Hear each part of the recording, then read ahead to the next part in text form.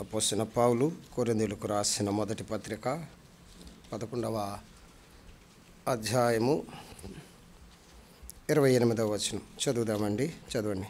కాబట్టి మనుషుడు తను తాను పరీక్షించుకున్న వాళ్ళను అలాగ చేసి ఆ పాత్రలోనిది త్రాగవలెను. మత్తయి సువార్త 13వ అధ్యాయము. మత్తయి సువార్త 13వ అధ్యాయం. మత్తయి సువార్త 13వ అధ్యాయము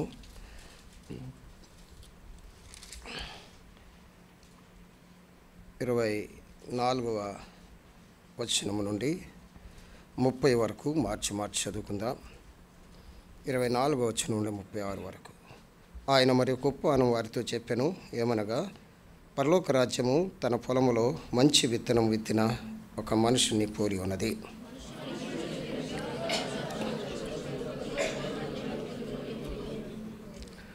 మొలకలు పెరిగి గింజలు పట్టినప్పుడు గురుగులు కూడా అగుపడెను.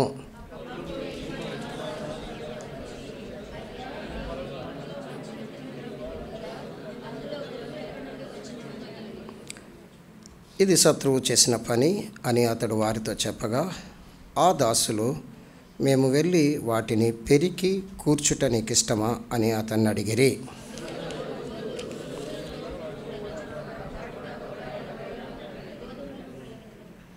కోతకాలం వరకు రెండింటినీ కలిపి ఎదుగునీయుడి.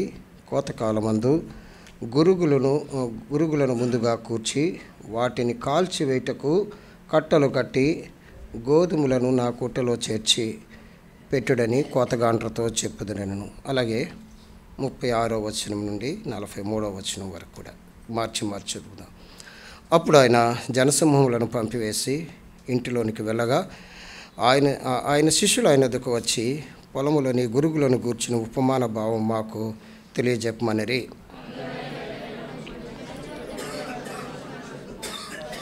పొలము లోకము, మంచి విత్తనములు రాజ్య సంబంధాలు, గురుగులు దుష్టి సంబంధాలు.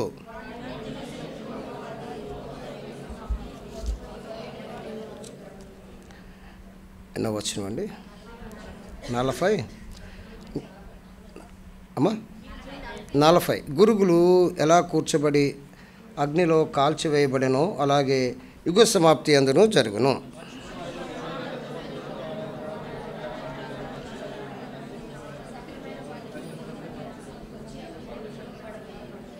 అక్కడ ఏడ్పును పండ్ల కొరకటి ఉండును.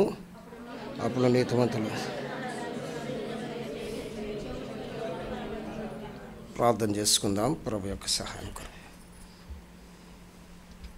ప్రేమగల తండ్రి, వర్షప్రభా, దగల దేవా, నీకు వందనాలు. చదవని మాటల ద్వారా మాతో మాట్లాడండి తండ్రి. మా యొక్క స్థితిని మాకు తెలియజేయమని కోరుతున్నాం దేవా.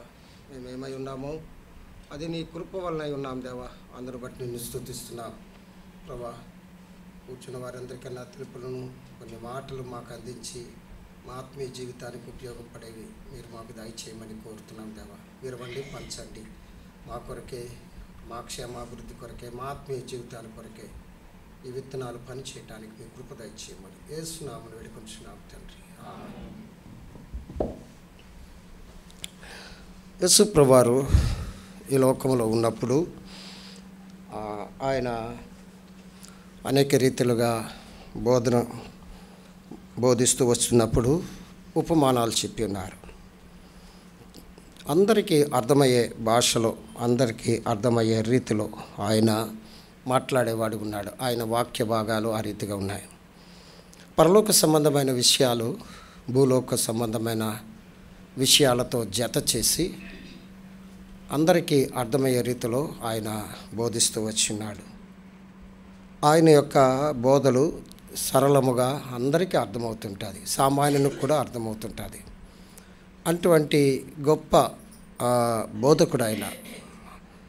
ఎందుకంటే కొంతమందికి ఏ రీతిగా బోధించాలో అలా బోధించిన వ్యక్తి ఆయన ఒక్కడే. ఎవరికి ఏ యొక్క ఆ యొక్క హైట్స్లో చెప్పాలో ఆయనే చెప్పేవాడు ఉన్నాడు. ఈ ఉపమానాలు మత్తయి సువార్త 13వ అధ్యాయం యొక్క పరలోక రాజ్యాన్ని గురించి 7-8 ఉపమానాలు అక్కడ రాయబడి ఉన్నాయి. దేవుని రాజ్యమును గూర్చి ఆయన అనేక సంగతులు ఆయన వారికి తెలియజేస్తూ ఒక ఉపమానం తర్వాత ఒక ఉపమానం, ఒక ఉపమానం తర్వాత ఒక ఉపమానం. ఆ దినము ఆయన వాక్య భాగం అంతా కూడా ఉపమానాలతోనే దేవుని రాజ్యాన్ని అర్థమయ్యేటట్లు ఆయన బోధించాడు. ఆయన మరి ఒక ఉపమానం చూడండి 24, ఆయన మరి ఒక ఉపమానం వారితో చెప్పాను. మరొక ఉపమానం అంటే దేవుని రాజ్యము వారికి, పరలోక రాజ్యము వారికి పరిపూర్ణముగా అర్థం కావాలని మరొక ఉపమానము ఆయన చెప్పేవాడుగా ఉన్నాడు. అంటే అర్థం కావాలి. దేవుని రాజ్యము, పరలోక రాజ్యం మనకు అర్థం కాకపోతే దాని కొరకు మనం సిద్ధపడలేము. అందుకనే ప్రభువారు అక్కడ ఉన్నవారిని సిద్ధపరచడానికే మరొక ఉపమానం ఆయన చెప్తున్నాడు. అంటే ఏదైనా ఒక ఉపమానమైన వారి మనసులో గ్రహిస్తారని ఆయనకు ఉద్దేశం. ఒక్క ఉపమానమైన వారి మనసులో ఉంటుందని ఆయన యొక్క తలంపు. ఒక్క ఉపమానమైన వారిలో పనిచేస్తుందని ఆయనకు ఉద్దేశం. అందుకనే ఉపమానం తర్వాత ఉపమానం ఆయన ఏం చెప్తున్నాడు. పరలోక సంగతులు, పరలోకమైన మర్మమైన సంగతులు బాహ్య సంబంధమైన వాటితో పోలుస్తూ అర్థమైన రీతిగా చెప్పినాడు. ఇక్కడ మనకు తెలుసు, చాలాసార్లు మనము ధ్యానం చేసిన అంశాలే, చాలాసార్లు అనేక మంది దైవజనులు మనకు బోధించిన వర్తమానాలే. కానీ మన జీవితానికి కావలసిన అవసరమైనది బలలో పాల్గొనే ముందు మనం స్వీకరించడానికి ప్రభు మనకు సహాయం చేయనుగాక. చూడండి, పరలోక రాజ్యము తన పొలములో మంచి విత్తనములు విత్తిన ఒక మనిషిని పోలి ఉన్నది. పొలము మంచిదే, విత్తనాలు మంచివే. చూడండి, పొలము మంచిదే, విత్తనాలు కూడా మంచివే. తన పొలములో మంచి విత్తనాలు, చెడ్డ విత్తనాలు కాదు, నకిలీ విత్తనాలు కాదు, మంచి విత్తనాలు ఒక మనిషిని పోలి ఉన్నది. కానీ మనుషులు నిద్రించుచుండగా అతని శత్రువు వచ్చి గోధుమల మధ్యను ఏమిత్తాడు? గురుగులు విత్తేశాడు. గోధుమల మధ్య గురుగులు విత్తేశాడు. నిద్రపోతున్నప్పుడు లేకపోతే గమనించలేనప్పుడు గురుగులు విత్తి, ఎవరు? అతని శత్రువు వచ్చి గోధుమల మధ్య గురుగులు విత్తిపోయాడు. చూడండి 26వ వచనం, మొలకలు పెరిగి గింజలు పట్టినప్పుడు గురుగులు కూడా కనబడాయి. అంతవరకు గమనించలేకపోయినారు. చూడండి, ఇక్కడ మనము చూసినట్లయితే ఎన్నో సత్యాలు మనము చూడవచ్చు. ఒకే స్థలములో గోధుమలు ఉన్నాయి, గురుగులు కూడా ఉన్నాయి. ఒకే పొలంలో కదండి, ఒకే పొలంలో గోధుమలు ఉన్నాయి, గురుగులు ఉన్నాయి. అంతేకాదు, గోధుమలు గురుగులు రెండు కూడా ఒకేలాగా ఉన్నాయి. గోధుమలు గురుగులు ఒకేలాగా ఉన్నాయి, ఒకే స్థలములో విత్తబడ్డాయి, ఒకేలాగా కూడా కనబడుతున్నాయి, ఒకేలాగా పెరిగాయి, ఒకే విధముగా పెరిగాయి. 30వ వచనంలో నేను మేము చదివించట్లేదు, నేను వివరించి చెప్పేస్తాను, టైం మనకు చాలా సేవ్ చేసుకోవాలి కాబట్టి. అర్థమైందండి? ఒకేలాగా పెరిగాయి, ఒకే స్థలంలో విత్తబడ్డాయి. అర్థమైందా? రెండు ఒకేలాగా ఉన్నాయి, తర్వాత ఒకేలాగా పెరిగాయి. 4వ విషయం ఏంటంటే ఒకేలాగా కోయబడ్డాయి. కోయబడిన తర్వాతే ఏమైపోయింది? వేరు చేయబడి ఉంది. చాలా కష్టం. ప్రభు దీని యొక్క అర్థం కూడా చాలా స్పష్టంగా చెప్పేశాడు. చంటి పిల్లలకు కూడా అర్థమయ్యేటట్టు చెప్పేశాడు దీని అర్థం. 36వ వచనం నుండి 43వ వరకు కూడా ఆయన ఏం చెప్పాడంటే పొలము ఈ లోకమని, అర్థమైందా? మంచి విత్తనములు రాజ్య సంబంధులని, అర్థమైందా? గురుగులేమో దుష్టిని సంబంధులని, విత్తినది అపవాది అని, తర్వాత కోత ఏంటంటే యుగ సమాప్తి అని, కోత కోయువారు ఆయనే చెప్పేశాడు, సమస్తము కూడా చెప్పేశాడు. కానీ ఇక్కడ మనం పాఠం ఒకటి నేర్చుకోవచ్చు. మంచివారి మధ్య చెడ్డవారు కూడా ఉంటుంటారు. గోధుమల మధ్య గురుగులు కూడా ఉంటాయి. అర్థమైందా?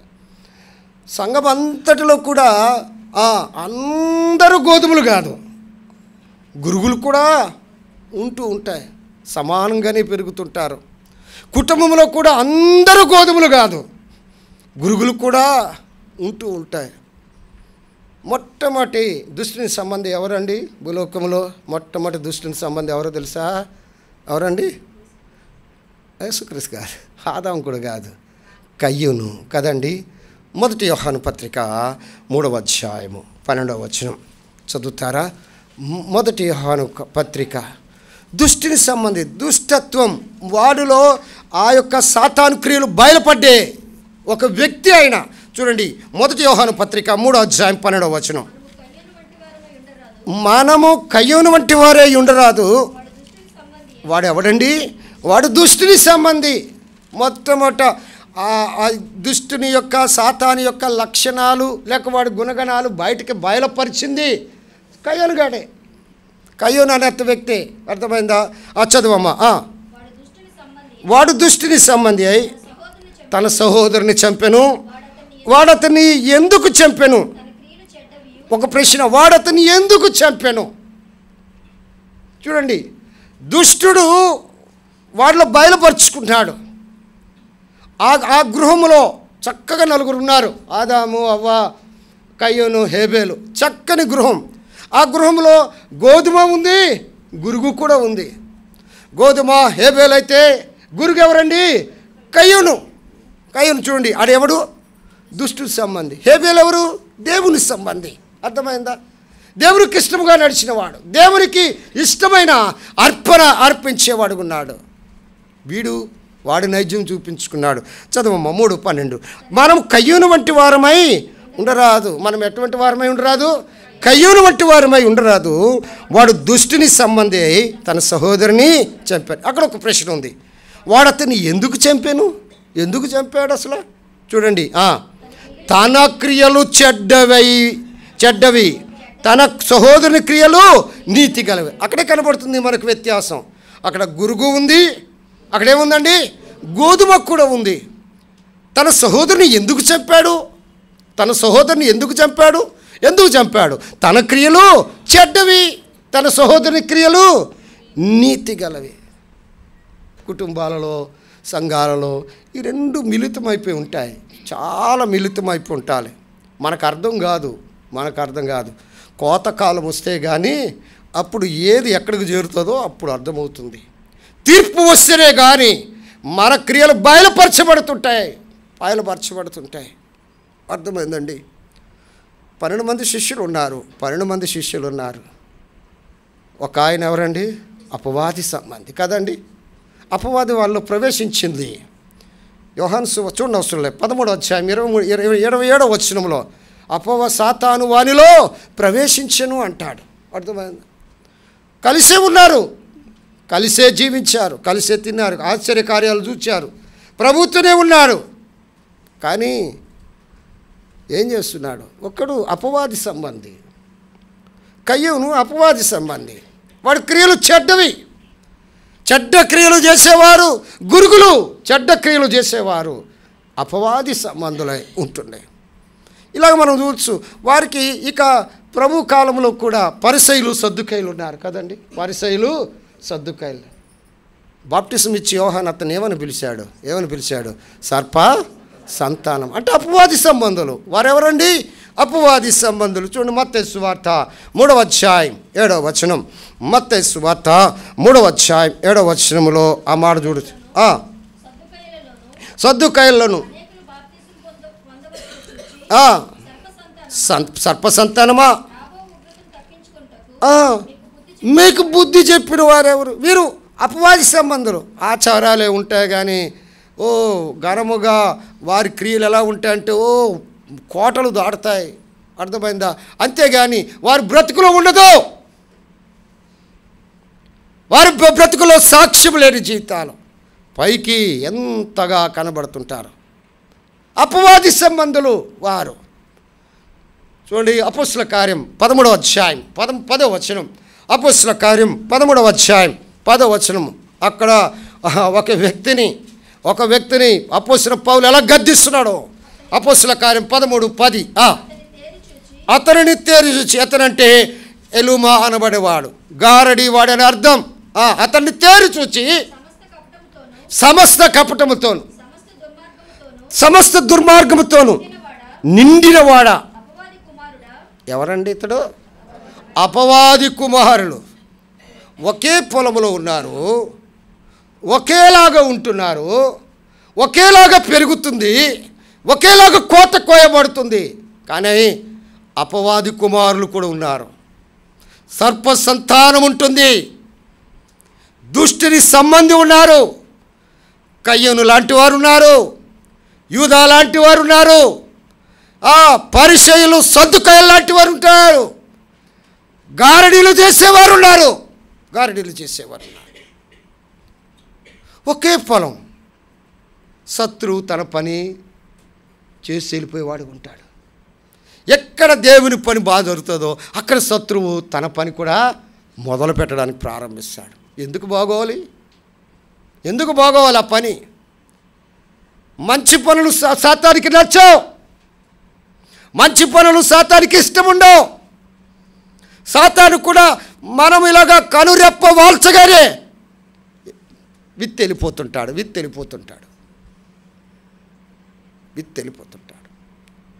ఎంత దౌర్భాగ్యమైన పరిస్థితి, ఎంత దౌర్భాగ్యమైనది. అందుకే మనలో కూడా నకిలీ క్రైస్తవులు ఉన్నారు. అర్థమైందా? నకిలీ క్రైస్తవులు. ఒరిజినల్ కన్నా నకిలీ చాలా బాగుంటుంది కదండి. ఒరిజినల్ కన్నా నకిలీ చాలా బాగుంటుంది. డూప్లికేట్ చాలా బాగుంటుంటుంది.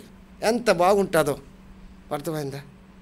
ఈ మధ్యన దొంగలు బంగారాన్ని విశాఖపట్నంలో అందరూ కొట్టేస్తున్నారని అదే అన్న చెప్తున్నాడు. కొన్నారేంటి మీరు?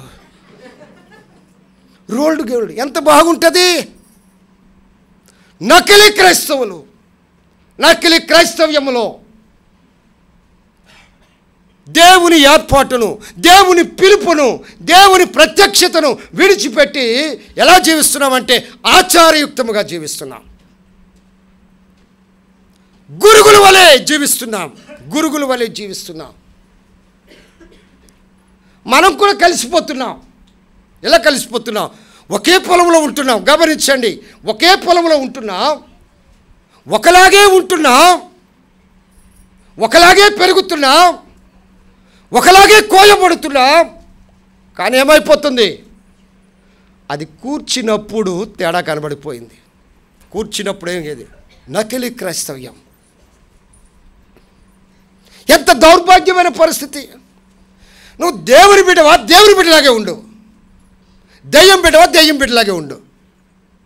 దెయ్యం బిడ్డవైపోయి దేవుని బిడ్డలాగా వేషాలు వేయకూడదు. చూడండి, అంత మాత్రమే కాదు. గలతీయులకు రాసిన పత్రిక 1వ అధ్యాయం 6వ వచనం చదువుతారా? గలతీయులకు రాసిన పత్రిక 1వ అధ్యాయము 6వ వచనం. క్రీస్తు కృపను బట్టి మిమ్మును పిలిచిన వారిని విడిచి భిన్నమైన సువార్త అంటే నకిలీ సువార్త. చూడండి ఎంత బాధపడుతున్నాడు అపోస్తలుడైన పౌలు గలతీ సంఘాన్ని గురించి. ఒకప్పుడు మీరు శ్రేష్టమైన సువార్త విన్నారు, ఎందుకు ఇంత వేగంగా భిన్నమైన సువార్త వైపు తిరిగిపోయారు? నకిలీ సువార్త. ఇప్పుడు నకిలీ సువార్తలు అంటే ఏమిటి గమనించాలి. యేసు ప్రభువారు మన కొరకు మరణించాడు, లేక నా కొరకు మరణించాడు, నా పాపముల కొరకు మరణించాడు. యేసు ప్రభువారు నా కొరకే భూస్థాపన చేయబడ్డా ఉన్నారు. యేసు ప్రభువారు నా కొరకు తిరిగి లేచాడు. యేసుక్రీస్తు ప్రభువారు నా కొరకు తిరిగి రాయున్నాడు. గొప్ప నిరీక్షణ కలిగినదే అదే సువార్త. ఇప్పుడు భిన్నమైన సువార్తలు ఎలా ఉన్నాయి? నకిలీ సువార్తలు ఎలా ఉన్నాయి? నమ్ముకుంటే మీకు ప్లెయినే, నమ్ముకుంటే మీకు డబ్బే, నమ్ముకుంటే మీకు ఆశీర్వాదమే.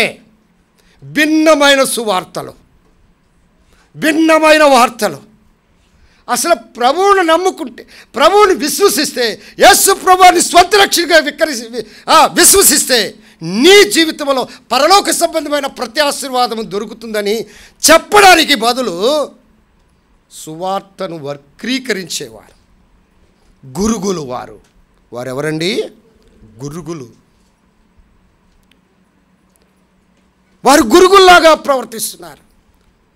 వారి బోధ ఎంత బాగుంటుందో, వారి వర్తమానాలు ఎంత బాగుంటున్నాయో, వారి పాటలు ఎంత బాగుంటాయో, వారి యొక్క అలంకరణ ఎంత బాగుంటుందో. నకిలీ సువార్తను ప్రకటించేవారు ఉన్నారు. యేసుక్రీస్తు నీ కొరకు మరణించాడు, యేసుక్రీస్తు వారి కొరకు కనిపెట్టు, యేసుక్రీస్తు కొరకు జీవించని చెప్పడానికి బదులు నమ్ముకో, కారు వస్తుంది,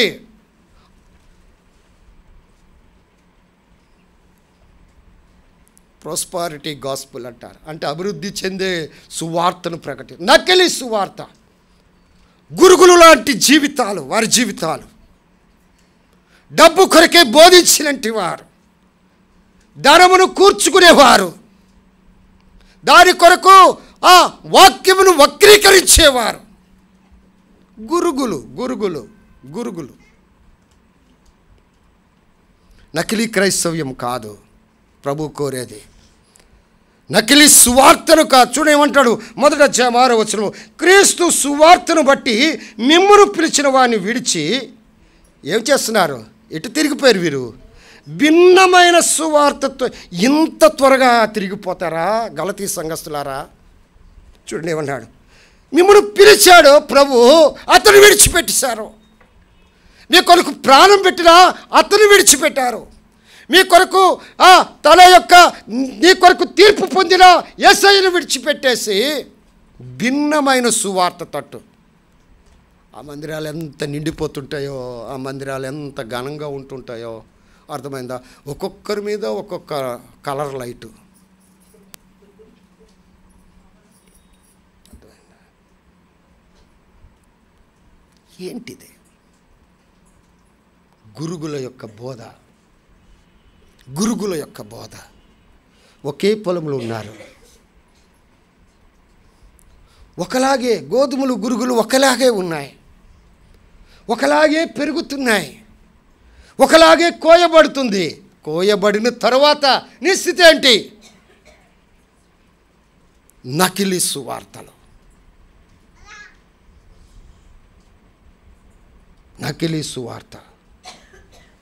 చూడండి, అంత మాత్రమే కాదు, 2వ కొరింథీయులకు రాసిన పత్రిక 11వ అధ్యాయం, కొరింథీయులకు రాసిన పత్రిక 11వ అధ్యాయం చెప్తాను. చూడండి 13వ వచనం, 13, 14, 15 వచనాలు చదవండి. ఏలయనగా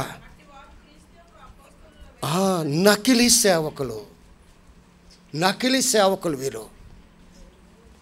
వారు చెప్పినట్టు ఎలా చెప్తారంటే ఇక అబ్బబ్బబ్బబ్బబ్బో వెన్న తినిపించినట్టే ఉంటుంది, ఐస్ క్రీము పెట్టినట్టే ఉంటుంది, మెత్తగా కరిగిపోద్ది మన హృదయాల్లో. చూడండి ఎలాగుంది, చదవమ్మా 13వ వచనం.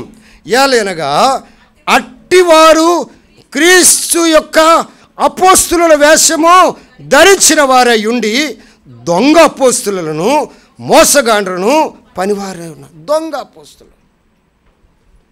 చాలా మారిపోవాలి మన జీవితాలు.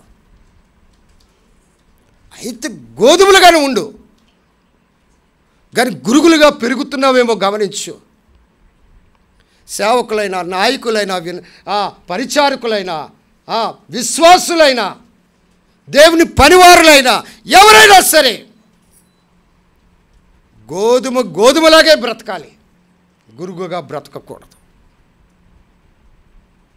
దౌర్భాగ్యమైన పరిస్థితి ఏంటంటే వీరి వేషం ఎలాగుందండి?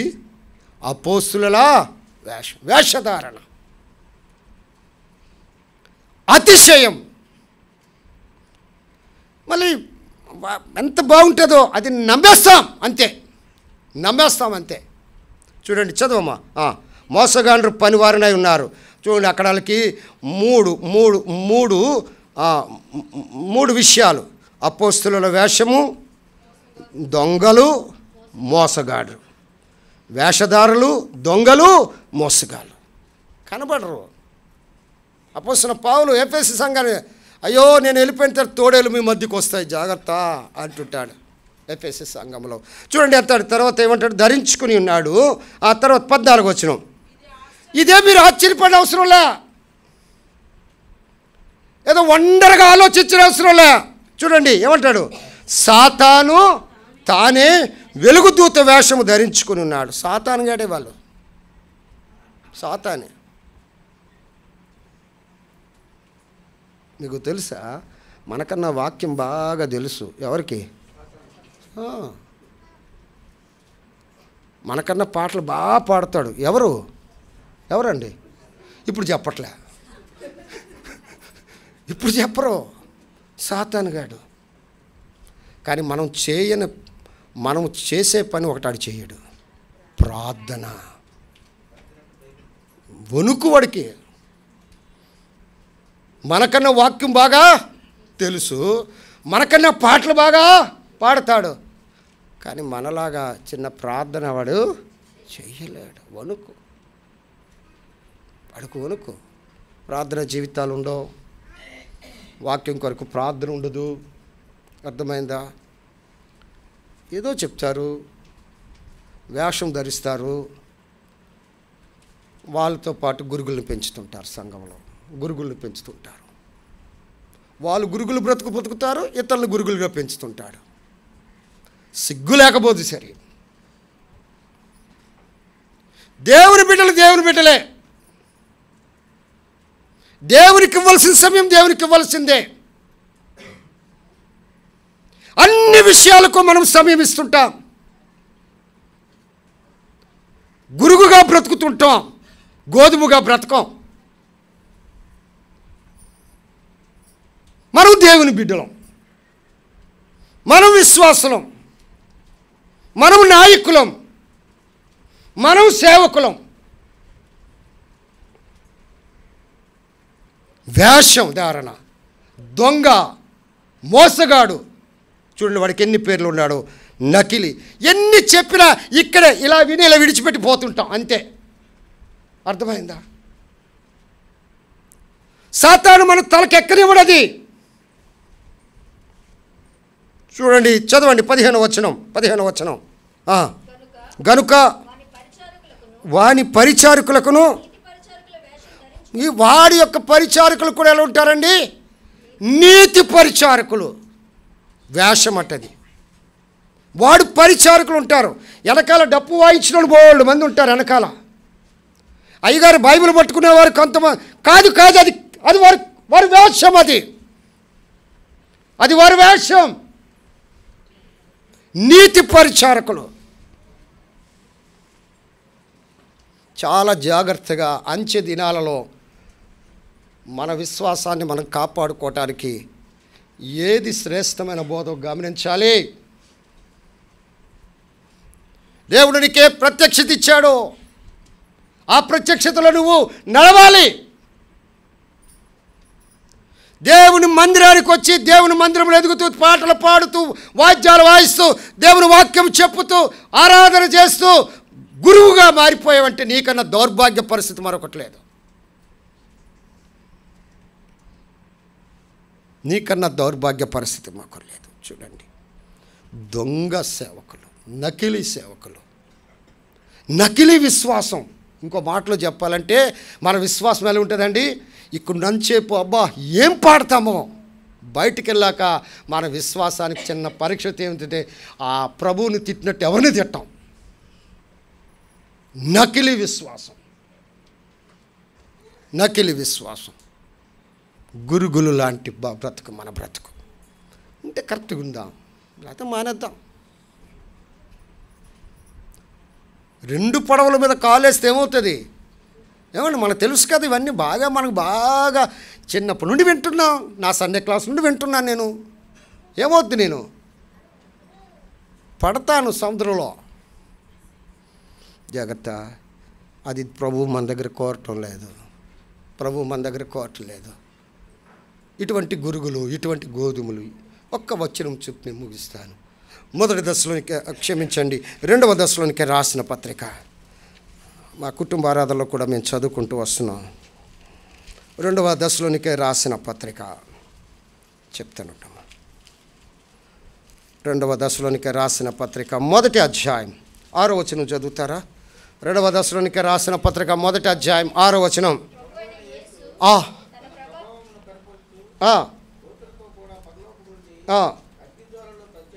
అగ్ని జ్వాలలలో ప్రత్యక్షమై దేవుని ఎరిగిన వారికి, గమనించండి, దేవుని ఎరిగిన వారికి మన ప్రభు అయిన యేసు సువార్తకు లోబడిన వారికి ప్రతిదండన, అదే కోత కోసినప్పుడు గమనించండి. చూడండి ఒకడు ఏమంటాడండి, ఏమన్నారు, మిమ్మును శ్రమపరచుచు వారి శ్రమయు మీకు మాతో కూడా విశ్రాంతి అనుగ్రహించుట దేవునికి న్యాయమే. ఆయన ఏం చేస్తాడండి? ఏం చేస్తాడు? దేవుని ఎరిగిన వారు, సువార్తకు లోబడినటి వారు. గురువు లక్షణం సంఘంలోనే పెరుగుతుంటుంది, కుటుంబంలోనే పెరుగుతుంటుంది. 12 మంది అపోస్తలుల మీద ఒక గురువు ఉంది, 2 అన్నదమ్ముల మధ్య ఒక గురువు ఉంది, సమాజంలో పరిసయ్యులు సద్దుకైలనే గురుగులున్నాయి. చూడక్కడ దేవుని ఎరుగని వారును, సువార్తకు లోబడని వారు ఏమవుతుంది? ప్రతిదండన వస్తుంది, కోత కోయబడుతుంది. ఒకేలాగా పెరుగుతుంటారు. చూడండి 10వ వచనం చదవండి. అదే అధ్యాయం 10వ వచనం. ఆ దినమున ఆ పరిశుద్ధుల యందు మహిమపరచబట్టుకును విశ్వసించిన వారందరూ ప్రశంసించబడతారు. 2 గోధుమలకున్న గొప్ప ఆధిక్యత. గోధుమలకున్న గొప్ప ఆధిక్యత ఏంటంటే మహిమపరచబడతారు, ప్రశంసించబడతారు. దేవుడు వారిని మహిమపరుస్తాడు. అందరి ఎదుట బలా నమ్మకమైన మంచి దాసులని మహిమపరుస్తాడు, ప్రశంసిస్తాడు. ఎంత బాగుందండి అక్కడ. తన పరిశుద్ధుల యందు మహిమపరచబట్టుకును విశ్వాసులందరి యందు ప్రశంసిస్తాడు ఆయన. గోధుమ అయితే నీకు ప్రశంస దొరుకుతుంది, గోధుమ అయితే దేవుడు నిన్ను మహిమపరుస్తాడు. అదే గురుగైతే ఏమవుతుంది? శ్రమ. చదవమ్మా. ప్రభు వచ్చినప్పుడు అట్టివారు పారద్రోలబడతారు. తరిమేస్తాడంతే, అగ్నిలో వేస్తాడంతే ఎత్తి ఆ కట్టను. చూడండి ఏం చేస్తాడు? నిత్య నాశనం అనే దండన. ఇది అపోస్తలుడు పౌలు ఇస్తున్న సాక్ష్యం. జాగ్రత్త. ఎలాగున్నావు? ఎలా జీవిస్తున్నావు? ఎలాగుంటున్నావు? గోధుమ గురుగా ఒకేలాగా ఉంటాయి. అసలు మనం జాగ్రత్త. విశ్వాస జీవితంలో మెలకువ చాలా అవసరం. అయితే దేవుని బిడ్డగా ఉండు, అయితే బయట తిరుగు, సాతాను బిడ్డగా మారిపో. నిన్నెవడదు వేషధారణ, నకిలీ క్రైస్తవ్యం, నకిలీ విశ్వాసం, నకిలీ సువార్త, నకిలీ సేవ దేవుడు కోరడు.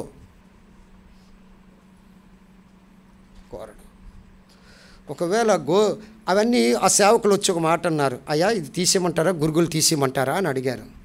ఏమన్నారు? వద్దు పెరగని. ఎందుకో తెలుసా? వాటి ఇవి లోపల ఈ గురుగుల యొక్క వేర్లు లోపల గోధుమల వేరులకు ఏమైపోయి ఉంటాయి? చుట్టుకొని ఉంటాయి. కాబట్టి ఇది పెరిగినప్పుడు ఇది కూడా బయటికి దేవుడు గమనిస్తుంటాడు. దేవుడు కొంతమందిని పరీక్ష పెట్టినప్పుడు గోధుమల మధ్య ఆ గురుగుల లక్షణాలు కనబడుతుంటాయి. గురుగుల లక్షణాలు కోపపడేతనం, వెటకారమైన మాటలు, తర్వాత దేవునికి అయిష్టమైనవి చేస్తుంటారు. కనబడరు వారు. ఈ జీవితంలో ఈ దశలోనికి రాసిన పత్రికలో మనం చూసాం కదా, ఏంటంటే సువార్తకు లోబడు, ప్రభువుని ఎరుగు, నీ దేవుణ్ణి ఎరుగు, సువార్తకు లోబడు. రక్షింపబడకపోతే ఇది మిక్కిలి అనుకూల సమయం.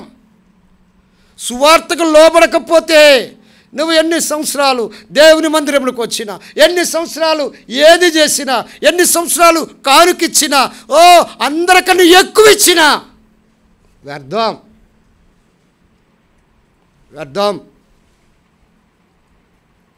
దేవునికి లోబడాలి, సువార్తకు లోబడాలి, ప్రభువుని ఎరగాలి.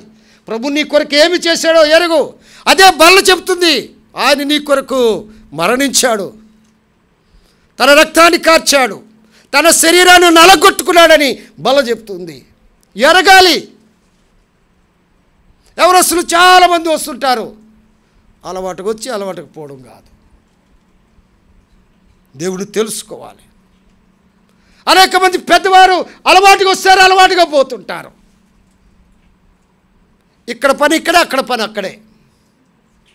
ఇక్కడ పని ఇక్కడే, అక్కడ పని అక్కడే. ఎక్కడ పని అక్కడే. నవ్వు కాదు, సీరియస్గా ఆలోచించు. నవ్వడానికి చెప్పలే. దేవుని కొరకు గోధుమ వలె జీవించడానికి ప్రభు మనకు కృప చూపును గాక. ఆమేన్.